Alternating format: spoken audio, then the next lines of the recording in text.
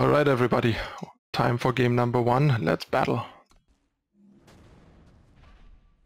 We are currently rank 26, up against rank 5, and we have a redraw, too much power, too little early plays. This is a pretty good hand though. Also gives us the second time in case we draw a teacher, for example. Like ideally you want like 2 power hands with Pledge usually. This is almost a bit power heavy, but that's part of why I decided that if I can somehow fit it satisfyingly, that I want that the peak as payoff, the peaks as payoff. Yeah, I think I'll go for the time sigil over fire, since we only have Gunrunner for double fire and peak, but more time cards with Darya. Well, it's kind of the same actually, but our time cards are earlier, Cykalis and Teacher, since Darya is both, and Gunrunner and peaks are later. I guess we also have Moonstone, Vanguard, so we have like more cards there. But yeah, there's the second fire, so no big deal. That also sets us up for Darya. Unfortunately not for a turn 3 Darya. But then again, we probably wouldn't want to do that anyway. Actually we can play turn 3 Darya, because we can play Seed of Fury, Bayonet, and then play Darya, if we want to. But I don't think we want to. I think we'd rather do this. This is kind of annoying.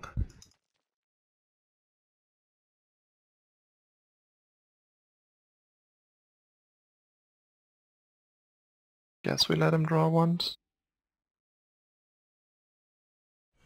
Kind of our only option here. Because it's kind of bad to just Equivocate here. So let's go.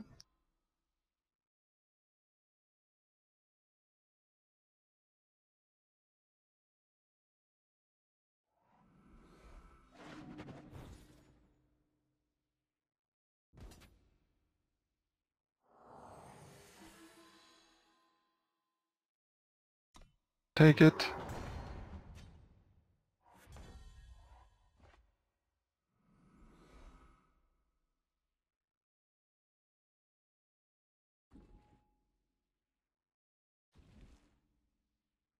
And yeah, I think here we just attack. Ah, that was a mistake. Should have bounced first, because even if he jumps with this to deny it, it's fine. This way we just give him 5 health for no reason. Because obviously I was planning on bouncing this. That was just like pretty big punt. Just gave our opponent 5 health for no reason. Now, the real training begins. When the opponent blocking with Merchant to deny the infiltrate is actually kind of good for us, so yeah. That was not smart. But yeah, Darya can do some nice things here.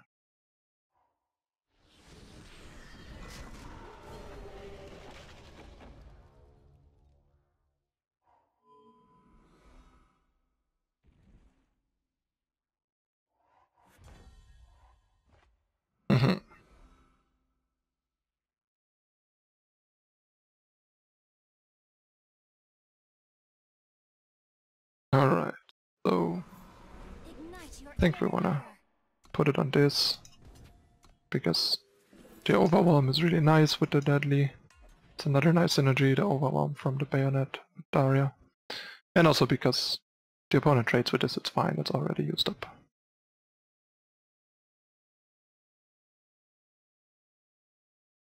And as you can see, power count really not an issue here. But Darya is a nice way to sink power into stuff. I mean, that was a pretty decent trade for us. Opponent has a lot of cards, but it's kind of, yeah, behind on tempo.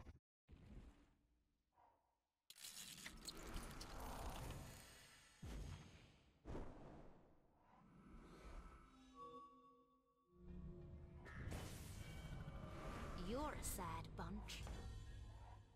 Alright, so this here.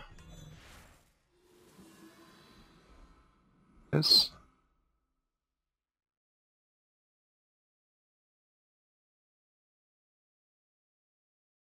then I guess just do this and this. Inner fire. Attack with these.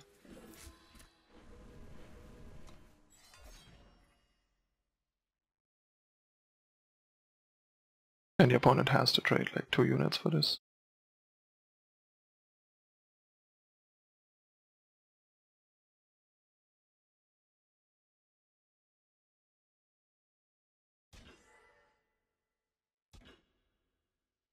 The pen is mightier than the sword. Take this.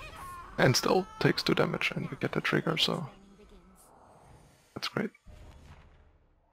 Synergy there is really. The pen is mightier than the sword. And then all the deadly units make it really hard for the opponent to kind of stop our offense.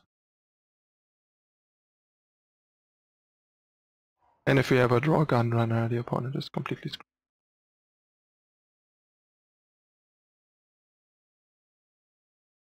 Probably should have attacked with Glasshopper without berserking, so we can still leave it home for blocking if we need to. You're a sad bunch. Okay, so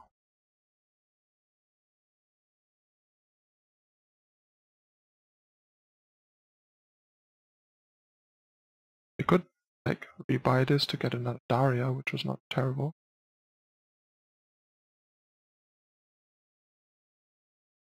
But it's probably a bit better to just shoot this. Trust in yourself. Keep the pressure going. And if the opponent double blocks, we can just blow it out by equivocating the initiative.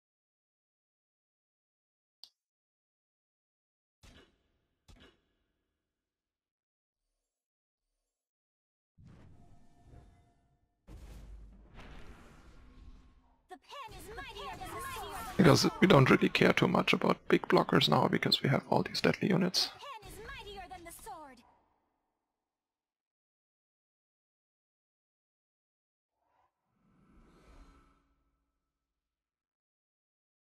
It's kind of close between killing the Cykalis there and just getting another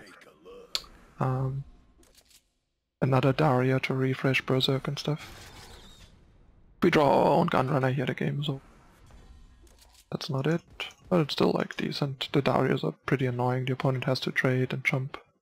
The pen is mightier than the sword. And we can kill the weapon, the Nightfall. And the Nightfall obviously is better for us than the opponent with double weight. And the damage mattering on that side. But he might out of the vault this. That's annoying. Let's hope we don't draw a Scorpion Watch your step. right away. Or finally find a Gunrunner, at least. This is a great Gunrunner target, for example. Okay, we did not do that. But yeah, we have a Darya now. That can use on this. Ignite your inner fire. And this, I guess? Yeah. Crash the Berserk. Means the opponent trades with the Darya, takes 4, goes to...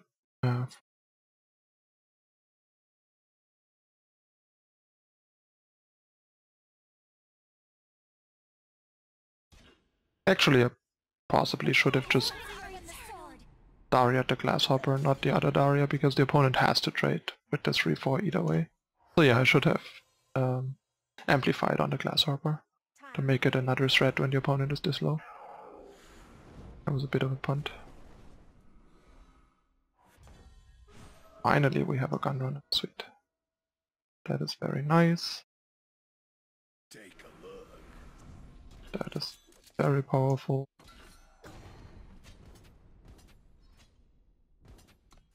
And kills the opponent. Yeah, a couple of missteps here. Gotta be a bit careful with these decks, there's a lot of things going on and a lot of choices, so take your time. Don't rush it like I just did.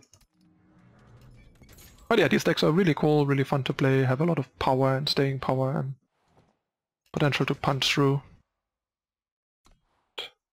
It is very possible that that this deck would have been a good choice for the ECQ. The main issue seems to be that these pledge decks have a bit of a consistency issue potentially, but this particular one might not have that much of a consistency issue, and it's just pretty powerful and fairly consistent. I'm not 100% sure. There was only so much time you could invest into each deck testing it, and eventually we kind of decided that we wouldn't want to be playing any sort of pledge deck because of the kind of variance that comes along with them, and especially how they make you aggressively redraw even normally good functional hands because they don't have a pledge and stuff, and kind of put further taxation on your opening hands, on what you have to have in your opening hand, basically. But yeah. Anyway, that's it for game 1. We got 3 more games to go, so see you in a moment with game number 2. Stay tuned.